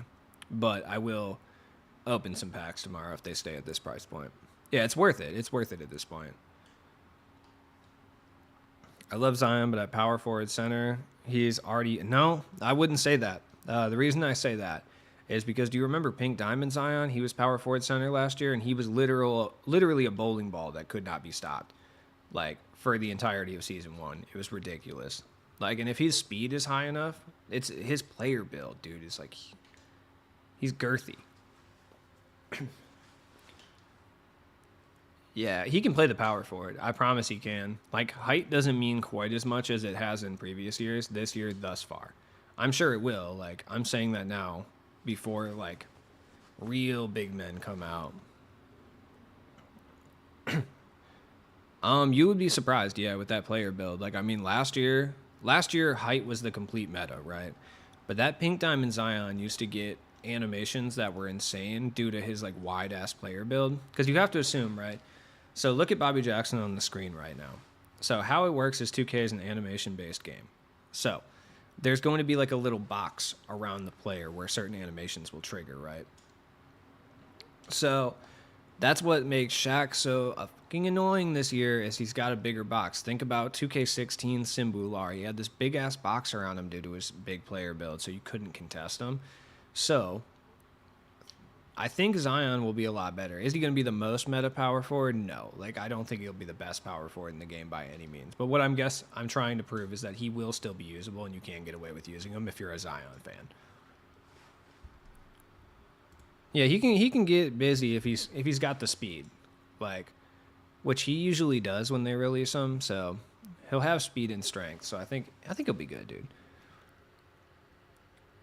Wonder if he's going to be jumping over centers to snatch boards. I mean, he might, dude. Dennis Rodman jumps over my fucking centers to snatch boards all the time every time I play against him. So, possible. I mean, dude, I have point guards do this to me all the time. And he'll be 6'7", so we'll see. Zion does always snag. Early game Zion snags. Like, this is the only time you can use Zion before he starts to get, like, unusable, you know? Cash.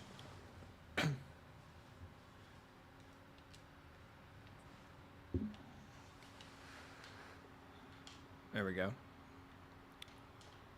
Is that Farmar? Oh, I'm about to say, I can't be getting done up by Farmar, homeboy. No, sir. Ooh, LaFonso Ellis. Ugh, Kyle Korver. There we go.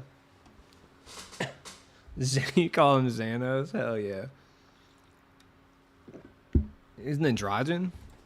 Drazen could be good, though. Like, what we've seen this year is there's a lot of guys who, like, typically haven't been good in 2K that have been really good this year. Drazen could be fire, honestly. He could be. Depends what jump shot they give him. Depends on a variety of factors, but if they make him play okay enough defense and he has the right jump shot, he could be really good. True. I mean, if you already got the shooting guard filled, then yeah. Opinions on the Dame Giannis team up? Barring injury, I think it's pretty good bet they come out of the ETH because they're still like a super deep team. They have like pretty good bench, pretty good roster. I think, yeah, like I said, barring any injuries, I think it's pretty safe to assume that they come out of the East. I don't know. The Celtics are, you know, the only other team. I think the Sixers are fucking done, even if they don't lose Harden. I just don't think they're beating the Bucks, dude. I think it's not going to happen. The Celtics are iffy as well. Dame just does so much to that team, like I talked about. Like, you could say that they're going to miss the POA defense of Drew Holiday, but Dame opens up that offense so much that Giannis is going to be a little bit more free, and more importantly, Chris Middleton will be more free as well. Because he used to get, like, Chris Middleton used to get targeted quite a bit, you know, and being the only person that could really shoot, Giannis isn't pulling threes, you know.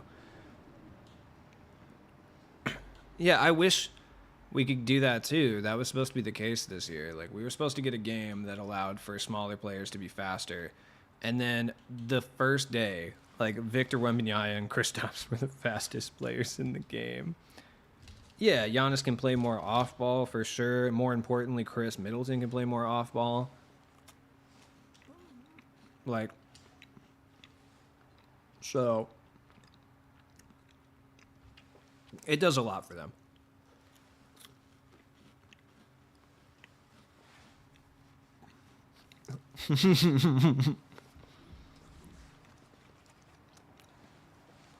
The duo does. I think the duo has, like, quite a bit of potential to be really good. I mean, when you think about it, and I know this is like a crazy thing to say, but when you think about it, at the point in their careers that they're both at, this is really, really similar to the early 1970s when Oscar Robertson joined the Milwaukee Bucks, right? Because he was a little bit out of his prime, you know, in his early 30s when he joined the squad.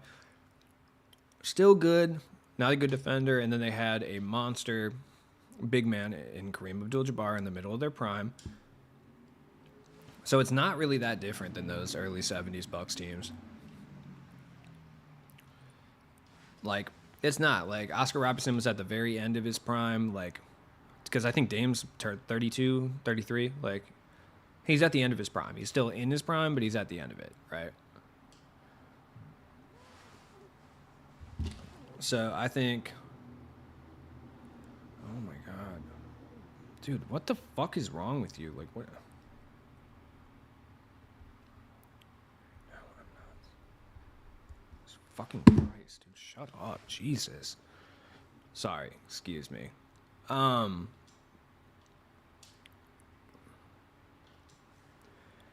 Yeah. I mean, I would have to look at the rest of the Bucks roster, like, just to see what's up. We'll see if they choke again. I mean, that's the other thing that this does, though, is I wouldn't call them last year really choking, would you? I don't know. Would you call it choking? I'm not sure.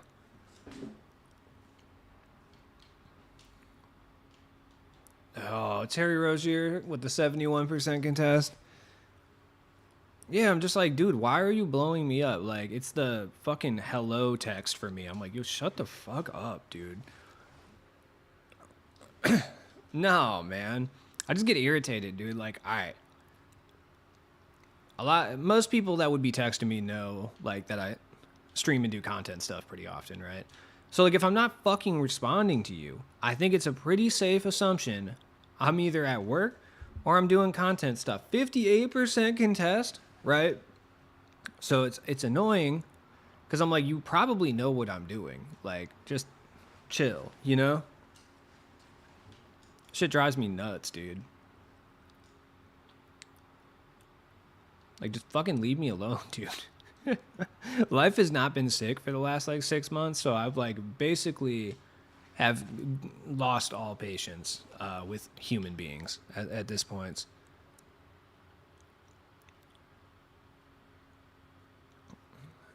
Yeah, I mean, I didn't put my shit on work mode. Did Chris... I was going to say, bro, Chris Birdman Anderson is out here ranging threes. If he would have hit that with his, like, 45 three-pointer, I would have been upset, you know? But, yeah, just, like, I've lost all patience for humans over the past, like, honestly, the past, like, 3 months, dude. I just, like, don't have patience for it. Honestly, aside from, like, certain people... That's not great. Nah, man, I'm still super nice, but it's just like certain times, man. I'm just like, dude, when I say I lost all patience with people, I just mean, dude, I need to be left alone. Like, I just like don't want to talk to anyone, period. Like, majority of the time. Like, if it's for a purpose, like work or something, obviously that's great, but I think I just need time to figure shit out, you know what I mean? I'm just like, and I'm trying to I'm playing 2K right now. I'm going to be 90% more angry. Like, when I'm playing 2K. Well, yeah. Yeah, no other video games really piss me off in this capacity. It's really just 2K, which is interesting that's the one that I chose, because I guess I'm like a pain piggy, and I just love sadomasochism in video game form. I guess that's my thing. I don't know. There it is. There it is. Look at that. Oh, there you go. Good block, dude. Bobby Jackson, range on these hoes. Take it. Oh, shit. There we go. Nah, it's not even that, dude. It's just like I've just not been in a good mental state the last, like, few months, like, at all. Because, like, life fucking sucks, dude. And this shit that happened over the last, like, 4 days is not exactly helping me in any way, shape, or form. So I think I'm losing patience just due to incredible stress. I don't think there's anything, like, really crazy about it. I just think it's super stressed. Oh, my God. Yeah, fucking Jesus Christ. Shut the fuck up. God. By the way, for clarification, this is my fucking parents that I'm talking about, because they will not leave me alone for some reason. It's nothing important for clarification. To clarify. Just not an important thing.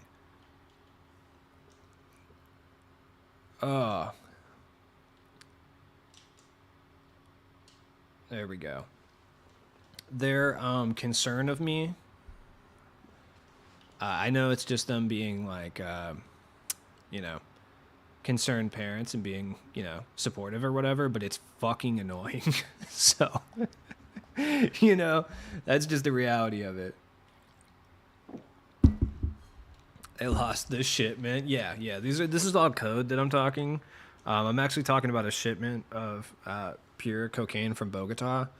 Actually, is what's going on. This is all pure code, you know. I know. I don't even think it's that though. It's fucking annoying, dude. Just like leave me alone. Dude, exactly. That's what I'm saying, man. Y'all know what it is. Like, just. Dude, that's what I'm saying, dog. I wish I could go back in time and tell myself to chill the fuck out, man.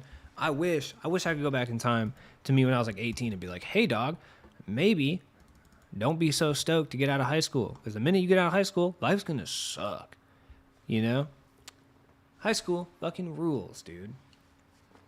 I wouldn't say that I peaked in high school because I don't think anybody really peaks in high school unless you're like a rich kid that plays football and like, you know, are in like a teen drama type situation.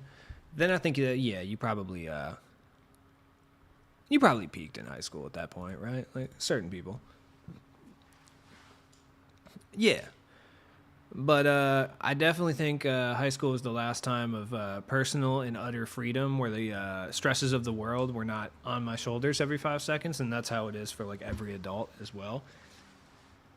Because like when you're in high school, man, you think like, oh, dude, it's going to be so sick when I'm an adult, bro. I get to do whatever I want. I got all this freedom, etc. And then you become an adult and you're like, oh, shit, dude, I got to work like 40 hours a week. And just having like even 2 hours to myself is near impossible.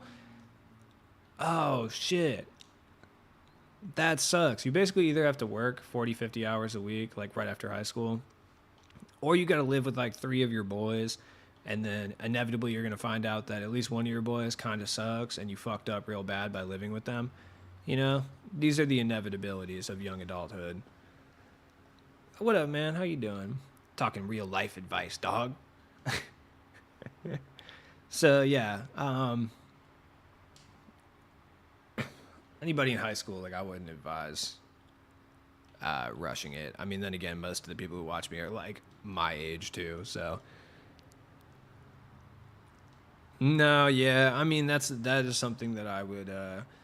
I mean, if you got like a friend that you've been friends with since you were like 5 or something, and you guys like basically have lived together before, I mean, it's basically the same.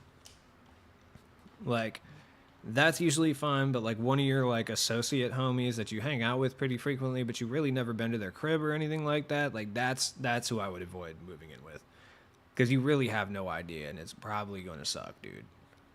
Like you might be hella tight, like you guys might like bro down at parties, hang out and stuff like that, but dude, when you live with someone and then you realize like these motherfuckers dead ass don't know how to do dishes, like you know what I mean? They don't know how to do dishes, bro. They're gonna pull up at 4 a.m. with like randoms on a Tuesday. You know, stuff like that is gonna get old really soon. You're just gonna be like sitting there one day and you're just gonna be like, hey, when did you start doing cocaine? Like, what the fuck? You know, that's just kind of where it is, you know? Oh my fucking God, dude. I swear to God, I'm gonna lose my mind.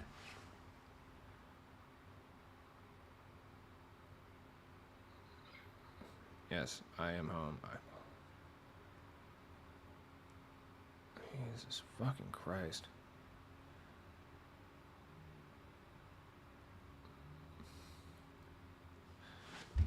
All right. Dude, because I'm just like, man, what do you want? I cannot be more clear about this. Like, Jesus.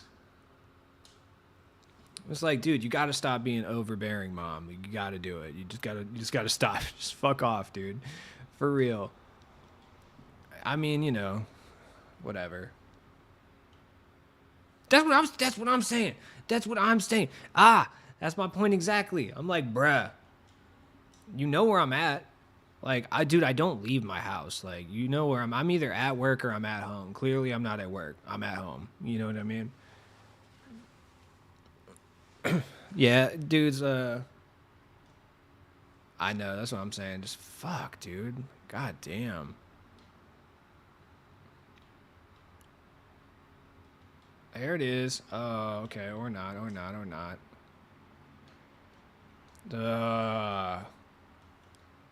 We just need to win these games, bro. I gotta be close to getting, what's his name? Jamal Wilkes at this point. Fuck off, Durant. Also, I just noticed the team they matched me up against. You know, a little better than mine. Dude, come on. Like, because they gave us Ruby Rip, who's literally better. No, he's about the same as, I guess it's an evenly matched team now that I think about it. Cause it's like Ruby, Rip, Sapphire, KD, and then a gold. So I guess it kind of matches out the same. There you go, LaFonso. Good shit. Good shit. I want to see some more NBA trade action, dude. Like, I need some more. Yesterday was too good. I feel like this offseason has been really terrible. Like, I feel like it's been so fucking boring the last couple days. Or last couple days. Last couple months, man. I just feel like nothing's happened, dude. It was kind of like exciting for a second at the opening of free agency, but then I just feel like nothing happened this whole fucking offseason. So I need like some James Harden type situation to occur. Like the Dame situation was fire. We need like more stuff like that, even if it's to a less large degree, you know? Trade LeBron is crazy. Trade LeBron is wild, dude. Holy shit.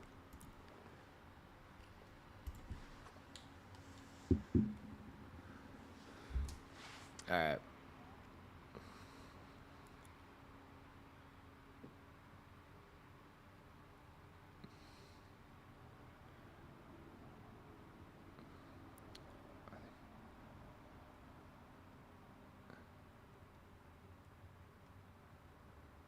I think it's 6 to 11.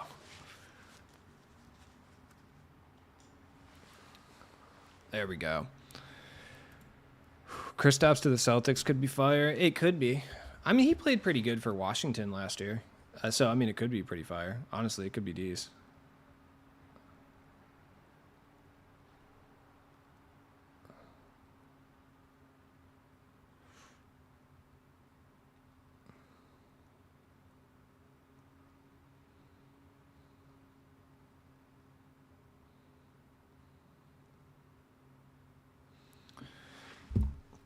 Trade LeBron. I'm a Lakers fan, but I do not like. Really, you're a Lakers fan that doesn't like LeBron? That's a thing. I don't think I've met any of you before. I think you're a different breed, honestly. I really don't think I've met. So about 720K. Somebody did the math for the cook and set, by the way. So 700,000 MT, dude, for a diamond. That's crazy. And honestly, usually what you can point to is like Anthony Davis, for instance, right? Like Anthony Davis is 140K MT. Chances are if we had a auction house style market, Anthony Davis would have been way more MT. Like he would have been, I would say at the minimum, being that the highest auctionable cards available are Amethyst, Anthony Davis himself being as dominant as he is probably 300 or 400K by himself, right? With the free market auction house. So normally you can make the case and be like, okay, well, the high tier cards are technically cheaper. But then again, I don't know, dude, with like the free market auction house, man, like how expensive is Curry at that point? Like, especially with pack odds being as terrible as they are, which I've seen a lot of people talk about how like the market was only high because pack odds were awful.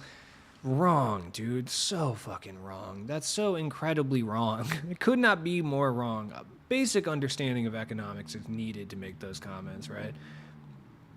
Pack odds were definitely part of the problem for sure. Like, I'm not going to downgrade 2K's horrific pack odds the last couple years, but I would say that the pack odds themselves were probably actually less than 50% of the actual issue.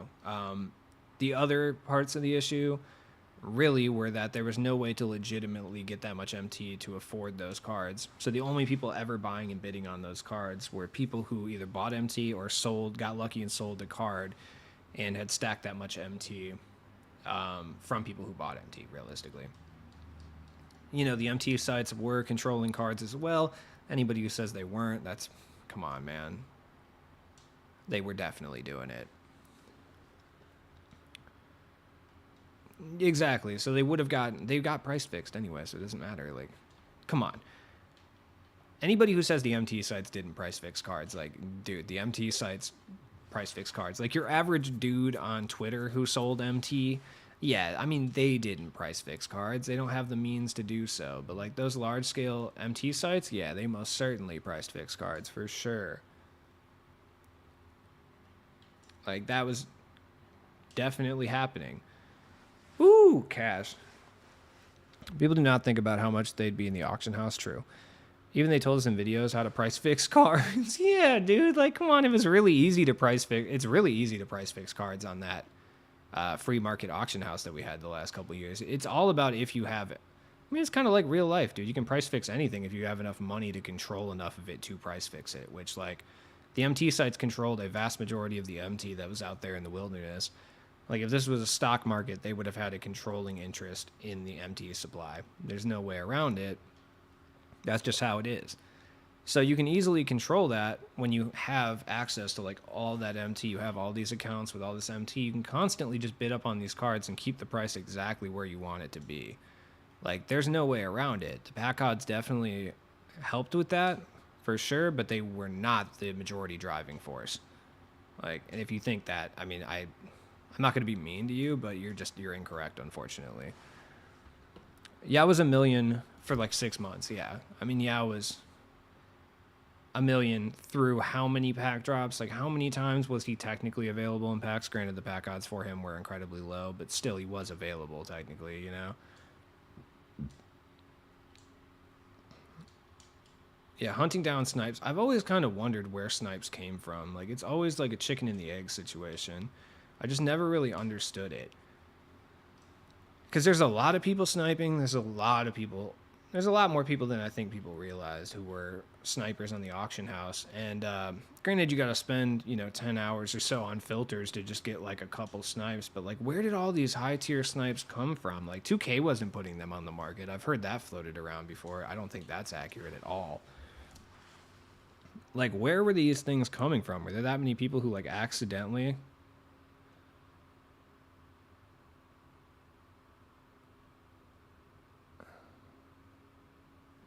So, yeah, I didn't have the mental, like, I just didn't have the mental for it, bro. Like, I just cannot sit there and refresh filters and, like, I mean, I think it's because I'm an adult, though. I think that's what it is. I only have so much free time. Like, there's only so much free time I have, and I'm not going to spend free time doing what is essentially what I did at work, but like in a game, I wasn't down for that. That's just the way it is, Like, all I did at work during that time when like sniping was big was like all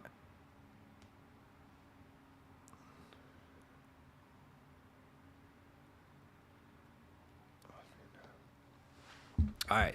Anyways, I got a call that I gotta take, so I am gonna be off stream for now. I appreciate you guys for coming up. I'll be live on Twitch later. I'll post on the community tab. Sorry to abruptly end stream. This is just an important phone call, so I have to take it. But I appreciate you guys nonetheless. So I hope you have a good night, and I will see you guys later. Come holler at me on Twitch for sure.